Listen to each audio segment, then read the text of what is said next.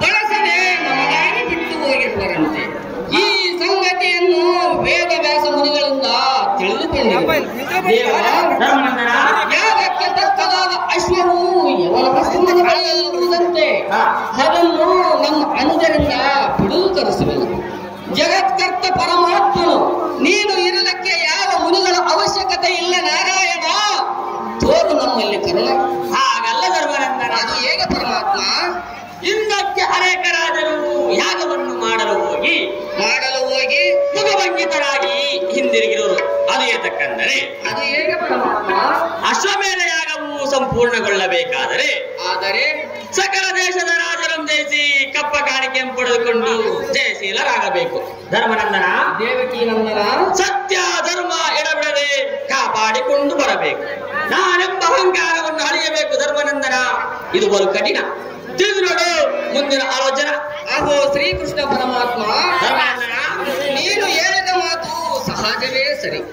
ಆದರೆ ನಮ್ಮ ದಾಯಾದಿಗಳ ಕುರುಕ್ಷೇತ್ರ ಯುದ್ಧದಲ್ಲಿ ಅತ್ತೆಗೊಯ್ದ ಪಾಪವು ಎನ್ನ ಮುಚ್ಚಿಕೊಂಡು ಈ ದೋಷವು ನಿವಾರಣೆಗಾಗಿ ಯಾಗವನ್ನು ಮಾಡಬೇಕು, ಇಲ್ಲವೇ ಭಾತೃವತ್ಯ ದೋಷಕ್ಕೆ ಒಳಗಾಗಬೇಕು. ಇದಕ್ಕೆ ಗತಿಯನ್ನು ಮಾಡಲು ಮಧುಸೂದನ ಬಿಡಸನ್ನೈ ಮನದ ವ್ಯಸನ. ಅಹೋ ಧರ್ಮನಂದನ, ಎಷ್ಟು ಹೇಳಿದರೂ ಬಿಡಲಿಲ್ಲ ನಿನ್ನ ಮನದ ಯೋಚನ. ಅದು ಹೇಗೆ ಪರಮಾತ್ಮ? ಹಾಗಾಗಲಿ ನಿಮ್ಮ ಯಜ್ಞದ ಕಾರ್ಯವನ್ನು ನಡೆಸಿಕೊಡುವುದು ಈ ಕ್ಷಣ. ಆದರೆ ಅಶ್ವದ ಬೆಂಬಲವಾಗಿ ಹೋಗಿ ಸರ್ವ ರಾಜರಂ ಗೆದ್ದು ಕಪ್ಪ ಕಾಣಿಕೆಯನ್ನು ತರುವವರಾರು? ಅಹೋ ಧರ್ಮಜ, ಅಹೋ ದೇವಕಿ ನಂದನ, ಈಗ ನಿನ್ನ ಅನುಜರು ಕುರುಕ್ಷೇತ್ರ ಯುದ್ಧದಲ್ಲಿ ಬೆಂದು ಬೇಸತ್ತು ಅಶಕ್ತರಾಗಿರುವರು. ಅಶ್ವದ ಬೆಂಬಲವಾಗಿ ಹೋಗುವರು ಯಾರಿರುವರು ಹೇಳು ಧರ್ಮನಂದನ? ತಿಳಿಸಿರಿ ತಕ್ಷಣ.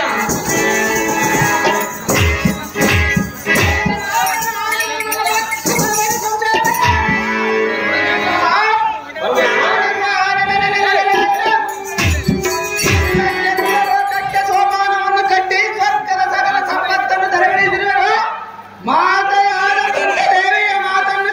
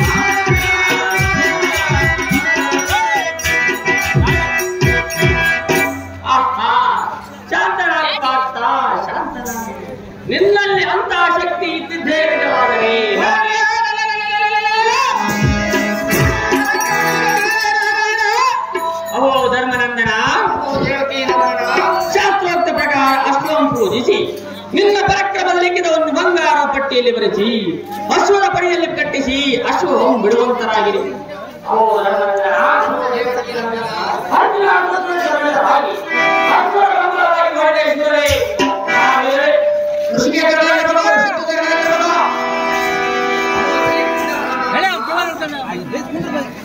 ಕಾಣುವಲ್ಲ ಅಸಲು